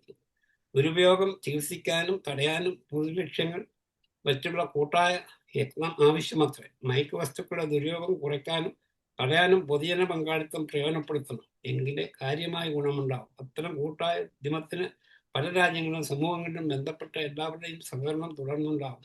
ഇക്കാര്യത്തിൽ കുടുംബത്തിന്റെയും സ്കൂളിന്റെയും മുഴുകലിന് ഏറെ പ്രാധാന്യമുണ്ട്. വിദ്യാഭ്യാസത്തിന്റെയും പരിശീലനത്തിനും ശ്രദ്ധാപൂർവം ആലോചിച്ച് ക്രോഡീകരിച്ച പരിപാടികളും പദ്ധതികളും ഉണ്ടാകണം. അവ ഓരോ സമൂഹത്തിന്റെയും ആവശ്യങ്ങൾക്കും പ്രത്യേകതകൾക്കും ചേർന്നാകണം. ലക്ഷ്യം സമൂഹത്തിന്റെ പ്രതിനിധികളുടെ സഹകരണത്തോടെ അവർക്ക് ഉപകാരപ്രദമായ രീതിയിൽ നിർമ്മിതമായ പരിശീലന പദ്ധതിയാണ് ഏറ്റവും വേണ്ടിയത്. ദുരുപയോഗം ചെറുക്കാൻ സഹായമായ ആൾക്കാരെ പരിശീലിച്ചെടുക്കണം. അവരുടെ കൂട്ടായ പ്രവർത്തനം ഏറ്റവും ഫലപ്രദമാകും. പാഠ്യപദ്ധതികളിൽ ഈ വിഷയം ഉൾപ്പെടുത്താം. വിദ്യാർത്ഥികൾക്കുള്ള യോഗ്യതാ പരീക്ഷകളിൽ ഇതേപ്പറ്റിയുള്ള ചോദ്യങ്ങളും ചേർക്കാം. ദുരുപയോഗമുള്ള ചുറ്റുപാടുകളെ ആൾക്കാരെ ബോധവൽക്കരണം ഇത് ഉപകരിക്കും. സാമൂഹ്യ സമ്പർക്ക മാധ്യമങ്ങളുടെ കഴിവുകളും കാര്യത്തിൽ പ്രയോജനപ്പെടുത്തണം. ദുരുപയോഗത്തിന് ഭയാനക വശം മാത്രം പർവ്വതീകരിച്ച് കാണിച്ച് ഭീതിപ്പെടുത്തുന്ന ഏകപക്ഷീയഗതി പൊതുവെ ഉപകരിക്കില്ല. വിപരീത ഫലമേ അതുളവാക്കും. ഭുവനപ്രസിദ്ധമായ താരങ്ങളെ മയക്കുമരുന്ന് ദുരുപയോഗം വശ്യതയാർന്ന മാതൃകയായി ചില മാധ്യമങ്ങൾ പ്രദർശിപ്പിക്കുന്നത് കണ്ടിട്ടുണ്ട്. ആവൽക്കരണത്തിൽ പ്രാദേശിക തലത്തിലും ദേശീയ തലത്തിലും നേടേണ്ട ആസന്നവും ആന്തരികവുമായ ലക്ഷ്യങ്ങൾ വിഭാവനം ചെയ്യണം. അതിനു മുമ്പ് സമൂഹത്തിന്റെ ആവശ്യങ്ങളും നേടാനുള്ള ലക്ഷ്യങ്ങളും സ്വീകാര്യമായ മാർഗങ്ങളും വിലയിരുത്തണം. അവ സമൂഹത്തിൽ ലഭ്യമായ വിഭവങ്ങളുടെയും കാര്യശേഷിയുടെയും പരിധിയിൽ ഒതുങ്ങുന്നതാവണം. സാമാന്യം അടുത്ത കാലത്ത് കൈവരിക്കാൻ പറ്റുന്നതാണ്. നിലവിലുള്ള എല്ലാ സമീപനങ്ങളും വിലയിരുത്തി സ്വരുക്കൂട്ടി മയക്കുമരുന്ന് വസ്തു ദുരുപയോഗത്തിനെതിരെ പ്രയോജനപ്പെടുത്തണം. സമഗ്ര സമീപനവും സ്ഥിരമായ പ്രവർത്തന പദ്ധതിയും അതിനാവശ്യമായ അത്തരം പ്രവർത്തന ശൈലി തന്നെ പ്രവർത്തകരെ പരിശീലിപ്പിക്കാനും പദ്ധതികൾ ആവിഷ്കരിക്കാനും ഒരുപോലെ ഉപകരിക്കണം. ലക്ഷ്യം ഏറ്റവും കൂടുതൽ ഫലമായി നേടാൻ ആകത്തക്ക വിധം സംവിധാനങ്ങളെ രൂപപ്പെടുത്താനും അത് സഹായിക്കും. ഇത്രേ ഉള്ളൂ. Thank you one and every one. എല്ലാവരും കേട്ടുകൊണ്ടിരുന്ന എല്ലാവർക്കും വളരെയധികം എത്ര പേരുണ്ട്? 25 പേർക്കും വളരെയധികം നന്ദി. ഇനി എന്തെങ്കിലും ചോദ്യം വല്ലതും ഉണ്ടെങ്കിൽ ചോദിക്കാം. ഒരു മിനിറ്റേ ഉള്ളൂ എങ്കിലും അതെ അതെ, അത്യാവശ്യം 1 മിനിറ്റ് കൊണ്ടോ 2 മിനിറ്റ് കൊണ്ടോ ചോദിക്കുന്നവർ ചോദിച്ചോട്ടെ. ചോദിക്കണം. സാർ എന്തായാലും അത് കംപ്ലീറ്റ് ആക്കിയത് അതിനു വേണ്ടിയാണ് ഇച്ചിരി സമയം കൂടുതൽ എടുത്തത്. എന്നാലും അത് കംപ്ലീറ്റ് ആക്കാൻ സാറിന് സാധിച്ചു. എത്രയോ നാളത്തെ അധ്വാനമായിരിക്കും സാർ ഇതെല്ലാം റെഫർ ചെയ്ത് മലയാളത്തിലാക്കി ഇത്രയും നല്ല രീതിയിൽ നമുക്ക് അവതരിപ്പിച്ചു. ആർക്കെങ്കിലും എന്തെങ്കിലും അഭിപ്രായം പറയാനോ സംശയം ചോദിക്കാനോ ഉണ്ടെങ്കിൽ ഹാൻഡ് റൈസ് ചെയ്യാവുന്നതാണ്. നമ്മുടെ ഒരാൾ സ്ഥിരം ചോദിക്കുന്ന 1-2 പേരുണ്ടായിരുന്നു. അവരൊന്നും കാണുന്നില്ലല്ലോ. എവിടെ പോയി? കേറിയില്ലേ? ഇന്ന് അമ്പാടി മേളം ഉണ്ട്. അമ്പാടി മാഡം കോഹോസ്റ്റ് ആണ്. അൺമ്യൂട്ട് ചെയ്യാവോ? പക്ഷെ വീഡിയോ ഇല്ല. എല്ലാവർക്കും എന്നും അറിയാവുന്നതല്ലേ. വീഡിയോ ഇല്ലെങ്കിലും പറയണമെന്നുണ്ടെങ്കിൽ പറയട്ടെ, അല്ലെങ്കിൽ നമുക്ക് ക്ലോസ് ചെയ്യാം. ആർക്കെങ്കിലും എന്തെങ്കിലും കൂട്ടിച്ചേർക്കാനോ സംശയം ഉണ്ടെങ്കിൽ ഹാൻഡ് റൈസ് ചെയ്യണേ. സോയായിപ്പൻ ഡോക്ടർക്ക് എന്തെങ്കിലും പറയാനുണ്ടോ? സോയായിപ്പൻ ഡോക്ടറെ. ഒരു പീതാംബരനുണ്ട്. പീതാംബരൻ നേരത്തെ വീഡിയോ ഉണ്ടായിരുന്നു, ഇപ്പം കണ്ടില്ല. പീതാംബരൻ ഡോക്ടറെ, ഒത്തിരി നാളായി ഡോക്ടർ വന്നിട്ട്. ഡോക്ടറെ അൺമ്യൂട്ട് ചെയ്യാവോ? പീതാംബരൻ ഡോക്ടറെ. ഹലോ, ആ കേൾക്കാമോ? കേൾക്കാം. ഡോക്ടറുടെ പ്രബന്ധം ഈ ക്ലാസ് മുഴുവൻ ഞാൻ കേട്ടു. വളരെ നന്നായിരിക്കുന്നു. പക്ഷേ ഇതിന് ഹോമിയോപ്പതിയുടെ പ്രതിവിധി എന്താണെന്ന് അത് കഴിഞ്ഞ ക്ലാസ്സിൽ പറഞ്ഞു. ഈ പ്രാവശ്യം പ്രധാനം വരുമ്പം തീർക്കാൻ പറ്റിയെന്ന് വിചാരിച്ച് കഴിഞ്ഞ ക്ലാസ്സിൽ അതാ എടുത്തത് ആദ്യം. ആ ക്ലാസ്സുകൾ ഞാൻ കേട്ടില്ല, അതുകൊണ്ട് ഇതിന്റെ അകത്ത് യൂട്യൂബിൽ കേട്ടത് കൊണ്ട് യൂട്യൂബിൽ കാണും. Okay sir, thank you. നന്നായിരുന്നു. യൂട്യൂബിലുണ്ട്. കഴിഞ്ഞ പ്രാവശ്യം ഞാൻ ഇത് അവസാനം വരുമ്പോൾ സ്പീഡ് കൂടി പറയാൻ പറ്റാതെ വന്നെങ്കിലും എന്ന് വിചാരിച്ച് കഴിഞ്ഞ പ്രാവശ്യം ആദ്യം തന്നെ എടുത്തത് ഏതെല്ലാം വസ്തുക്കളാണ്, എന്തെല്ലാത്തിൽ നിന്നാണ് ഏതെല്ലാം വസ്തുക്കളാണ് ട്രക്കായിട്ട് ഉപയോഗിക്കുന്നത്, അതിനുള്ള മരുന്ന് എന്നാണ് എന്നൊക്കെ ഞാൻ പറഞ്ഞിരുന്നു. ഓക്കെ. ആ ക്ലാസ് ഒന്നും കേട്ടില്ല. ഇപ്പൊ ഈ ക്ലാസ് ഞാൻ മുഴുവനായി കേട്ടു. ഇപ്പൊ വിശദമായി പറയണം കേട്ടോ, അതിന്റെ ലക്ഷണങ്ങളും ഇതൊക്കെ കൂടുതൽ നന്നായി അതിനെക്കാട്ടി പറയണം. കൂടുതൽ ആദ്യം 3 പാർട്ടായിട്ടുണ്ട്. രണ്ടാമത്തെ പാർട്ടിന്റെ മെഡിസിനെ കുറിച്ചാണ് കൂടുതൽ പറഞ്ഞിരിക്കുന്നത്. കണ്ടോളാം സാറ്, കണ്ടോളാം. അത് ശരി, നോക്കിയാൽ മതി. ഓക്കെ സാർ, യൂട്യൂബിൽ താങ്ക് കയറി. Sir you. ഉറുപ്പ് ഡോക്ടർക്ക് നന്ദി പറയണേ, പീതാംബരൻ സാറ്. ഇനി ആർക്കെങ്കിലും ആ സംശയം വല്ലതും ഉണ്ടോന്ന് ഒന്നുകൂടെ നോക്കിക്കോട്ടെ. ഹാൻഡ് റൈസ് ചെയ്തിട്ടില്ലല്ലോ. ഡോക്ടർ നന്ദി പറയണേ, സമയവും കഴിഞ്ഞു. ആ ആ വളരെ വിദഗ്ധമായി, വളരെ സമർത്ഥമായി, ദീർഘമായി ഓരോ കാര്യങ്ങളും വിശദമായി അതിൻ്റെ ലക്ഷണങ്ങളും രോഗം വന്നാൽ അവരുടെ പെരുമാറ്റത്തിലുള്ള മാറ്റങ്ങളുമൊക്കെ വിശദമായി തന്നെ പറഞ്ഞു കഴിഞ്ഞിട്ടുണ്ട്. അത് ഈ രോഗമുള്ള ആളുകളെ നമുക്കൊന്ന് തിരിച്ചറിയാനുള്ള ഒരു നല്ല ഉപാധിയായിരുന്നു. മൊത്തത്തിലെല്ലാം വളരെ വിശദമായി ഈ ക്ലാസ്സിൽ സംസാരിച്ചിട്ടുണ്ട്. അദ്ദേഹത്തിന് വളരെ സന്തോഷപൂർവ്വം എൻ്റെ അഭിനന്ദനങ്ങളും നന്ദിയും അറിയിക്കുന്നു. ISPHK പേരിലും. Okay, thank you very much. നന്ദി പീതാംബരൻ ഡോക്ടറെ. എന്തായാലും നമുക്ക് ഇന്ന് സാറിൽ നിന്ന് നല്ലൊരു ക്ലാസ് കിട്ടി. അതുപോലെ 3 ഭാഗങ്ങളായിട്ട് ഈ ലഹരി വസ്തുക്കളിലും ലഹരിയോടുള്ള ആസക്തിയും ഹോമിയോപ്പതിയെ കുറിച്ചുള്ള ക്ലാസ് വളരെ വിദഗ്ധമായിട്ട് സാറ് നമുക്ക് എടുത്തു തന്നു. ഇനിയും സാർ അടുത്ത വിഷയമായിട്ട് വീണ്ടും വരണമെന്ന് അപേക്ഷിക്കുകയാണ്. സാറിൻ്റെ കയ്യിൽ ഒരുപാട് സ്റ്റോക്ക് ഉണ്ട്, അതെല്ലാം വീണ്ടും ഞങ്ങളിലേക്ക് കൊണ്ടുവരണമെന്ന് അപേക്ഷിക്കുകയാണ്. ഒരിക്കൽ കൂടി ഈ 1961 വെബിനാർ ഇത്രയും ഭംഗിയാക്കിയ ശ്രീധരക്കുറുപ്പ് സാറിന് നന്ദി അറിയിക്കട്ടെ. അതുപോലെ തന്നെ ഇന്നത്തെ ഈ സൂം വെബിനാറിൽ പങ്കെടുത്ത എല്ലാവർക്കും പ്രത്യേകം നന്ദി അറിയിക്കുന്നു. ഇന്ന് ഈ സൂം വെബിനാർ ഇവിടെ അവസാനിക്കുകയാണ്. എല്ലാവർക്കും ശുഭരാത്രി. ഗുഡ് നൈറ്റ്, ശുഭരാത്രി. ബൈ.